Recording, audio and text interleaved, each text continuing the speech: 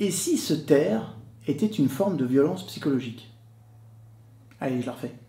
Si se taire était une forme de violence psychologique. Genre, je te parle plus. Vas-y, ok, c'est quoi? Je te parle plus. Pour beaucoup d'entre nous, dans l'enfance, cette phrase, venant de notre mère, c'était la pire. D'accord?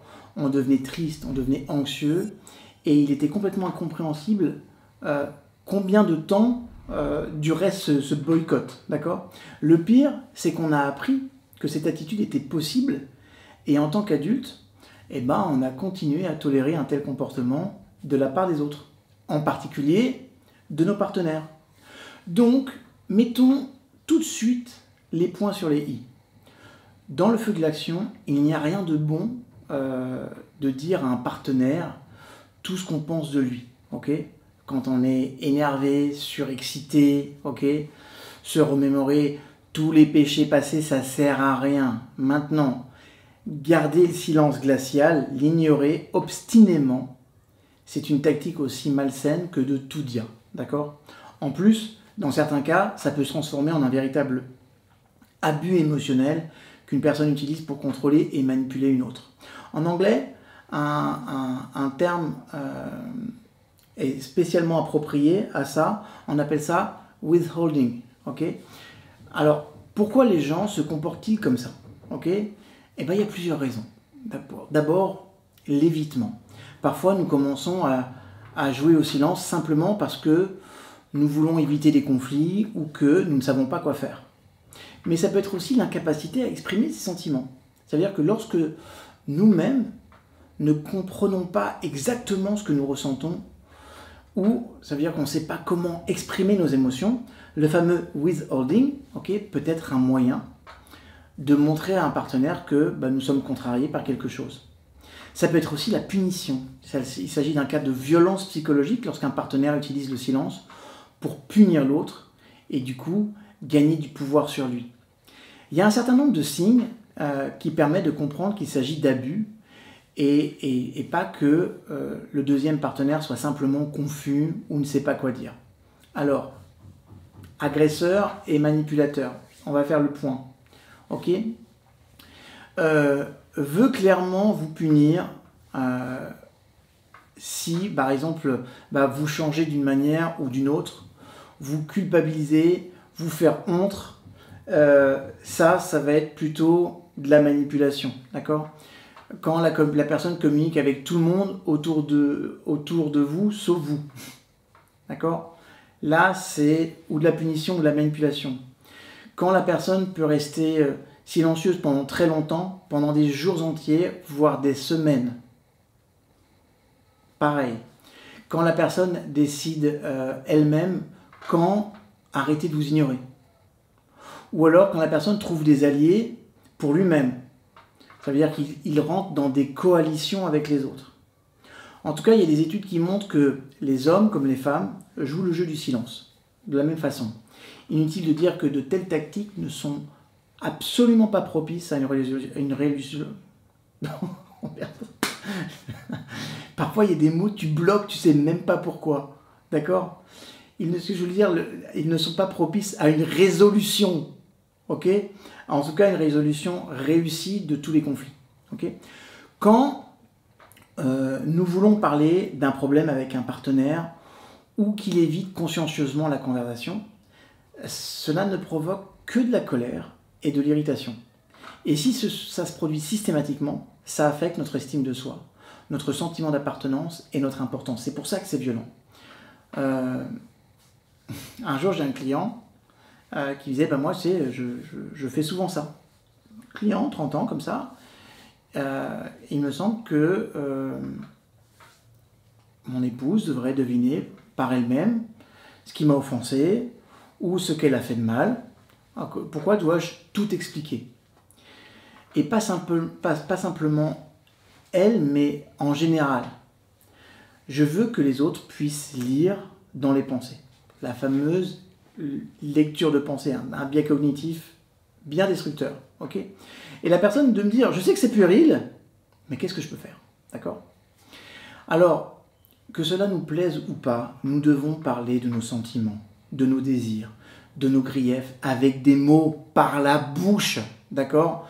Comment se comporter aussi quand je suis dans une situation de withholding, ok? Dans une situation de silence. L'un des problèmes avec le silence, c'est que beaucoup d'entre nous sont jetés dans le passé par de tels cas.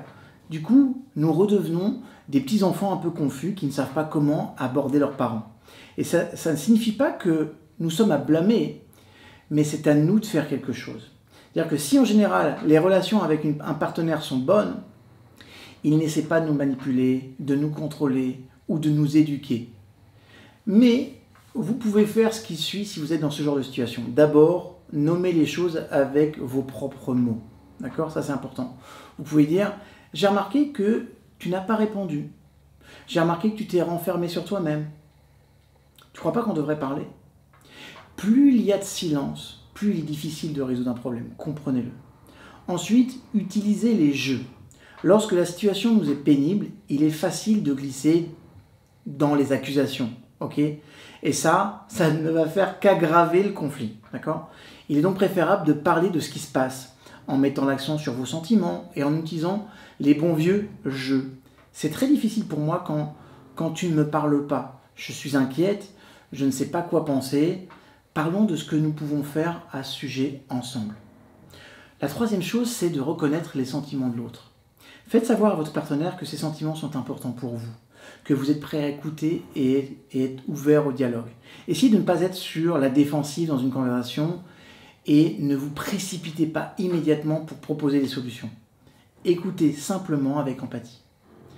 Quatrième chose, attention, ça va être dur ce que je vais vous demander de faire. Excusez-vous. Ok? S'il y a une raison, excusez-vous. Malgré le fait que le silence, comme je l'ai dit, est une tactique malsaine, il arrive que nous blessions vraiment les sentiments d'un partenaire avec nos paroles et nos actions.